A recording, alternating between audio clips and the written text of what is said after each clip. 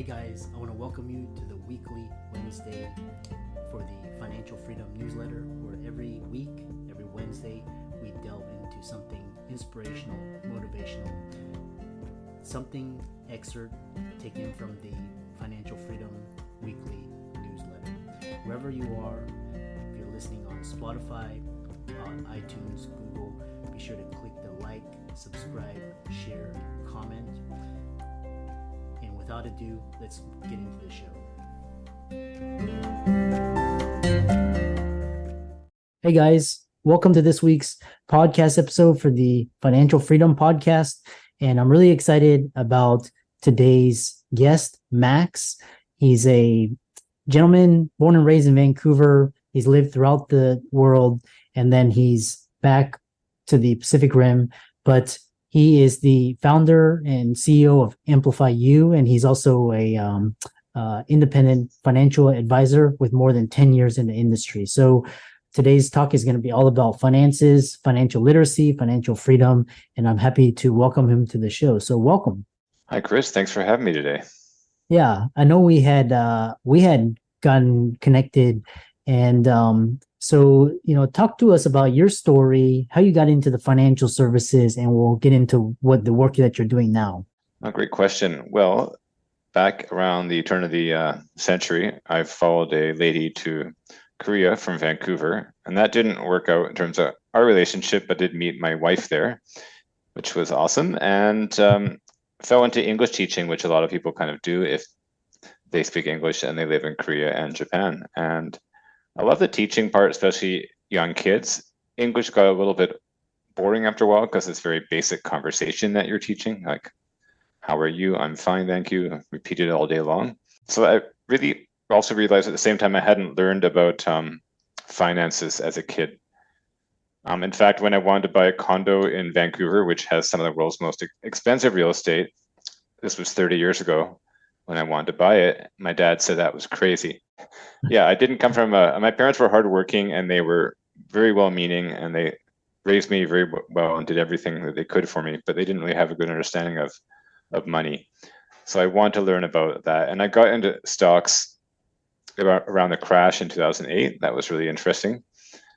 Then I said, hey, I want to do this full time. So I ended up going back to Canada with my family, working at a big bank for about 8 years. And the big bank was great because I met tons of people, built that network, and learned all about the industry. At the end of the day, I felt that, banks doing what they're doing, they're transactional. They're focused on making those sales and getting you to sign here. And so I really wanted to put my clients and people first. And that's why 4 years ago, I migrated to independent practice. So what I do now is I focus on that education, really getting to know people first and seeing how I can help them. And then if there is a product that I'm going to help someone with, that will come. But I don't start with that. I start with the person. Does that make sense? I love that. And, because just like doctors are, for lack of a better term, being commoditized. And, so you have to find a way to differentiate yourself, create a category of one where you're competing against yourself, not against other people. And so same thing with financial advisors, with robo-advising AI, everything's going to zero. So you have to figure out ways to stand out. So, and some of those you advocate socially responsible investing. What does that mean? Well, why do you invest generally? Why do people want to invest? Well, mostly people want to invest either for, their future, for their kids' education, maybe for a house, maybe to build a company, usually for something they want to put down the money now for a later future payout. Exactly. You want that money to grow, and then that's the main reason for investing. So socially responsible investing is doing that in a way that's not only good for your portfolio, but the other two P's as well. And those two P's are the planet and other people. So you invest in a way that helps all stakeholders in this world. And I'll give you an example. There is a mining company in the Andes in South America mining gold, and they're in the middle of nowhere. And what they did is they went to this school that's very rural, and they connected that school to the grid, and they gave every kid a tablet. So now all these kids are connected to the internet, with Wi-Fi they didn't have before. Now, obviously, that costs the gold company money out of their bottom line. But hey, lo and behold, 6 months down the road, when that mine is in full operation, you don't have indigenous protesters blockading that mine saying, hey, you cut us out of the profits, where's our fair share? So it's, why did that company invest in the community? Because that's actually their values. They care about the community. That's part of their mission statement. And funny enough, it dovetails with the profits because it helps that company end up making more money. And if you just think about it this way, like, what kind of company is going to prosper in this environment? A company that takes care of the environment and communities, or a company that doesn't? And there might be a short-term gain by foregoing the environment or not taking care of the local people, but in the long term it'll bite you back. And that's really what people want nowadays. People want, they don't just want to go to Starbucks and have a coffee. They want to have a coffee that they know is supporting a farmer with a fair price for their coffee beans. And that's how a lot of the younger generation are thinking. And that's the way investments are going. And you can see that big transition out of the carbon-based energy, the oil and gas and the coal, into the green energy. And it's only accelerating. So really, that's the smart place to put your money as well for your own pocket, because that's what's going to keep growing. Yeah, it's quite interesting because, my wife and I were reminiscing over the weekend, and we were talking about when the whole world shut down and the air cleaned up and like the weather got better and nature was like so much happier. And it's just so interesting how, the destruction that we humans put on the environment. So, it's always interesting. And, a lot of the Gen Z and the younger generation, they'll actually pay double for a coffee if it helps support the environment or helps support social causes. They're more geared towards towards what you call socially responsible investment. And then you're also advocating financial literacy, and you're using finance as a power tool to help give back more to charity. This is something not commonly, a lot of times it's like the bottom line, the P&L, but talk about the power of giving back. Excellent. Well, I make giving back a big part of my practice, and that's because I started off as a pretty selfish kid and really always thinking about me, myself, and I, and what can I do to make my world better, and not really having gratitude for what's around me and for all the gifts that I had. And then slowly my eyes, I would say, start to open, especially after I had kids and they started to grow up, and just saw how lucky I was that they were healthy. And then, you see other people's kids, they might not be that healthy. Like, it could be in a children's hospital, or in our city of Vancouver, we have a huge homeless issue with a lot of people just living on the streets. There's addiction. And that's true. So I really want to make that a big part of what I do, is that giving back and taking care of that community around us, because we're all in this together. And so what I do is, say that you were a new prospect and we were connecting for just an intro chat. At the end of our chat, to thank you for your time, what I would do is offer a give back to your favorite charity. Whether or not you become a client, that's just what I want to do, and that's how I run my show. And that gives me a great chance to learn about what's important to you, because I've learned about so many different causes, from, say, battered women to muscular dystrophy to homelessness and addiction to mental health. I mean, there's so many different causes out there, and you learn about the struggles that people went through with their own families or their friends. So that's a big part of what I do. And I would say the power tool, well, what do charities need? They need money, right? Because a lot of people will say, and kind of don't get me started on this, but well, you could say, like, I've heard, have you heard that criticism that charities shouldn't be paying their staff? That's one thing that comes up, right? There is, for example, in Houston, we have a mega church, and there's a pastor, and I think he's making like 20, like it's an egregious amount, and he's gonna come under fire for that. So I know what you're talking about. Yeah, and then even sometimes people think that even that staff member shouldn't get 50 or 100,000 for doing what they do. They should volunteer, but in reality, you want skilled people to work at charities, and people have to be paid for what they do, right? Because we all have to eat and make a living. So yes, charities spend money on admin, but that aside, what do charities need? They need money, because that's how they fund their social programs. So we want to help charities get more money, and then finance is a tool to do that. And finance is a way to take small amounts of money and to make them into bigger amounts of money, because we talked about that investing component. So charities are often focused on hand to mouth. How much can they raise in the next quarter to fund their capital campaign? And they're always focused on soliciting those donations. If they could learn to sort of invest in themselves, and finance can be a way to do that, then they can really build these huge amounts. Without going into too much detail, life insurance on the donor, so that when they pass away, they leave that charity a huge gift. That can be a way to really magnify the amount they leave behind for charity. Because as you know, with life insurance, we put in a certain amount, and then when we do pass away, that payoff is very large. So that can create lots of legacy gifts for those charities if they can sort of think more in the future. And that's really the challenge, is to get charities thinking about how do we create more in the future and not focus so much on the now. Yeah, it's all about investing for today, for tomorrow.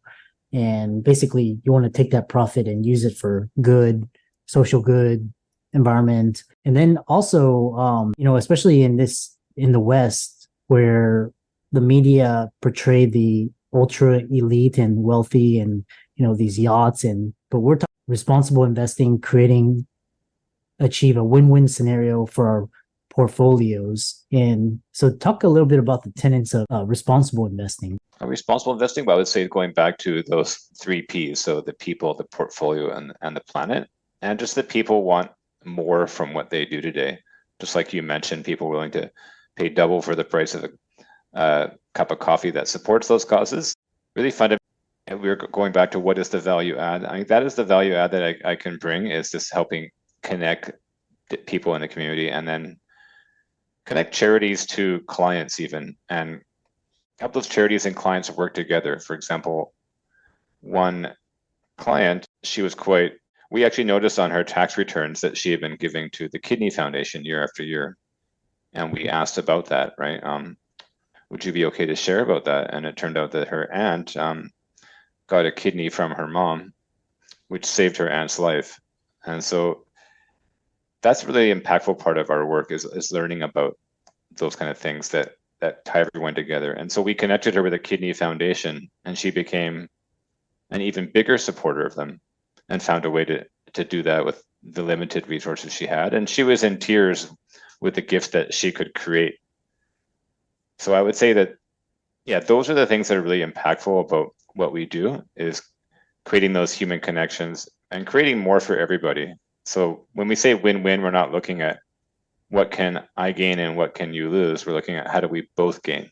Yeah, I love that. And it's so great to see people in the financial industry actually start to talk about giving back, being responsible, away from, greed and corruption and, all these scandals.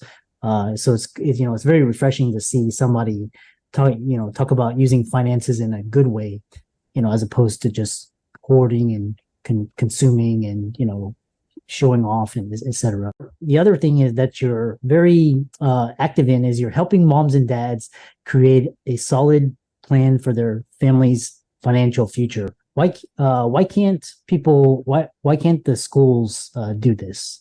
That's one of the big questions I've always had. Schools seem to be very conservative, just because education is run by the government for the most part, and the government is run by bureaucrats who are pretty conservative. I don't think education has evolved too much. They're starting to teach a little bit of personal finance in schools, but it's not really a focus. Yeah, my kids learned for 3 months about the fur trade in Canada and the US, that's like fucking 300 years ago. Is that really something you want to spend 3 months on? I don't know. So yeah, I don't quite have the resources to answer that question, why we're not doing more in schools. But I will say, why moms and dads? Because when you're a parent, especially in an expensive city like Vancouver, then there's a lot of competing priorities. You want to put your kid in sports, you have to pay all the daily needs, plus your kid might need braces. All kids kind of need some kind of supplementary here and there, and then the vacations that you want to go on. So there's all those kind of things that add up. And then in addition to that, how do you save for your kids' university and college? And how do you save for yourselves in your own retirement. So there are all those challenges. So juggling all that is something I help parents do, and juggling those priorities. And then also, learning about all the options available, because there's a lot of government grants available that people don't know about. So all families need to do sometimes is just apply for these grants, and they can get free money from the government to fund their education plan or to supplement their income. So just letting people know. That's why we say knowledge is power, because if you teach people these things, they then have those tools in their toolbox to be able to do more. Does that make sense? Yeah. Yeah. There's a joke among, we had a joke here where the modern educational school system here in the state, designed by the industrialists to put people in factories, it was kind of designed to train them to work in factories, and it hasn't changed much since. So it's on us to really get that financial literacy and our financial freedom and learn how money works, the fractional reserve, how credit, debt, income, all that. So the other thing is that's talking about is so you have you're a financial advisor. You also, what is the Abundance Wealth Community, and how can people check out your work, visit your website, contact you, your social media, and so on? Abundance Wealth Community is my company and my website as well. And the meaning behind that, well, abundance refers to what I believe is abundant in the world. Like there's enough food, water, air, land, even money for everyone. It's just that sometimes we have these limiting beliefs, right? Like we think there's not enough time, there's not enough money, there's not enough land. And I really believe that we can create our future, create what we want, and there's enough for everyone. So that's getting people to buy into that abundance mindset, as opposed to the scarcity or lack mindset. Yeah. And the wealth means I want to bring everyone up to the same standard of living. So you and I and everyone else on the street deserve 3 meals a day, a roof over our heads, decent medical care, education, as those are like our basic rights. And community is what ties us all together. So it's relationships that are our superpower as human beings. It's all about relationship, right? Do you ever read those old comics from like the 70s or 60s? Did you ever bump into any of them? My brother had a big stack of them. And then there was always these funny science fiction things. So there was a evil wish machine, and a guy came across this wish machine, and he wished for the most money in the world. And then what the evil wish machine did is teleport him to a distant galaxy on this remote planet where he was the only person there, with a huge pile of gold and jewels and cash. So think about like how absurd that is, but also think about like how important relationships are to us, because it's not, money is just that tool to help us do what we want to do, but in the end it doesn't have any meaning by itself. It's what gives us our meaning is those relationships, that community. And so I'm practicing here in Vancouver, BC. So I do help clients in Canada. Based on my licensing, it would have to be, if I'm going to help you with an actual plan, that you're a Canadian resident. In terms of people around the world, I'm happy to connect with anyone for phone call or email if you have questions, because what I'm here to do is provide that education. So I don't charge for my time. I'm more than happy to share that. Or you can connect with me on LinkedIn, and even on my website, you can subscribe to my newsletter. I love to share about financial stuff in a way that's fun, relatable, and for the layperson. So I don't use a lot of those jargon or complex terms. I want to make it understandable. Yeah, and abundancewealthcommunity.com is my website. Feel free to check it out. Yeah. And it reminds me of saying my mentor once said it, money is just basically these days it's a number on a screen now. And it used to be paper and ink. So it's basically energy, potential energy used to help people. You can do a lot of good things, basic living. This idea of wealth, also wealth versus, richness. Typically in the West, we're conditioned, wealth is status and income and, the size of your house and all of that. But, really wealth is time and health and, that type of abundance and freedom. So really interesting to delineate and really, interesting to talk. I love talking financial literacy, and that's one of my passions. And for all the listeners out there, let's thank Max for coming onto the show and sharing his knowledge and wisdom. All of his resources and work will be in the links and show notes. He's on LinkedIn, Instagram, and other platforms. And with that, thanks so much for coming onto the podcast. Thank you for having me today, Chris. It was great joining your show.